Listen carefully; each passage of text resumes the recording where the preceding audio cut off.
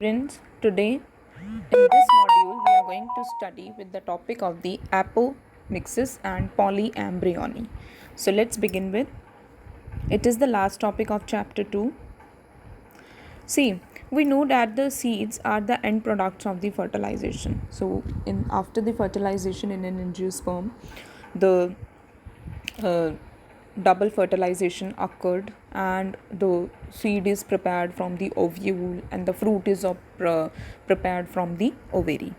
Now there are a few flowering plants such as a few family of the grasses and Asteraceae, which have evolved a special mechanism. They have a special mechanism, that is they can produce the seeds without the fertilization. So the production of the seeds without the fertilization, that is known as the apomixis. Apomixis is a type of an asexual reproduction, as there is no fusion of the gametes, so it is a type of a asexual reproduction. But this kind of the seed production is actually mimics the sexual reproduction. Okay, so it is a asexual reproduction, but the process mimics the sexual reproduction. Now there are several ways of developing the apomixis seeds. In some species, like there are present diploid egg cell. Okay, and this diploid egg cell is formed without the reductional division. So this kind of a diploid egg cell, it develop into the embryo without the fertilization, and in this manner the apomixis is done, and without the fertilization the seeds are prepared. So apomixis is something which is this kind of the technique can be used by the farmers because they have to use the hybrid seeds, and hybrid seeds are very expensive to the farmers, and these seeds need to be prepared every year. So to tackle this problem, a lot of work is going on by the researchers on this field of the apomixis, and they are researching on this, that if it is possible that the hybrid plants can do the process of the apomixis, then there will be no need of preparing the hybrid seed every year, and it will save money and as well as the time. Okay, so that's all about the apomixis.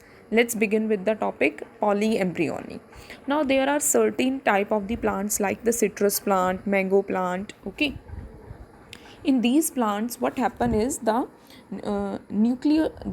nuclear cells, which are the cells which are surrounding the embryo sac. We have done the diagram of the female gametophyte and the mature embryo sac. So we know that that the embryo sac is surrounded by certain nucellus region or the nucellular cells. Okay, these cells which are surrounding the embryo sac, sometimes they start dividing. Okay, and after dividing they protrude into the embryo sac and they develop into the embryos. So these cells, after dividing, they enter the embryo sac and they start developing into the embryos. Now in such species what happen is each ovule now contain many embryos. So the occurrence of more than one embryo in a seed is known as polyembryony. So how polyembryony is done? Basically the nucellular cells, they start dividing, they protrude into the embryo sac and they start becoming a part of it, and then they start making the embryos over there. Fine, and due to this reason a single ovule contain many embryos. Fine, you can confirm this.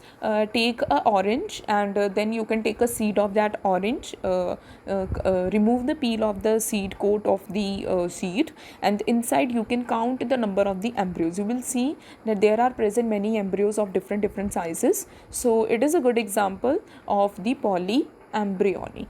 Okay, so the occurrence of more than one embryo is known as polyembryony. So that's all about the topic. I hope you people have understood the two terms, that is the apomixis and the polyembryony. That's all for today's module. Thank you.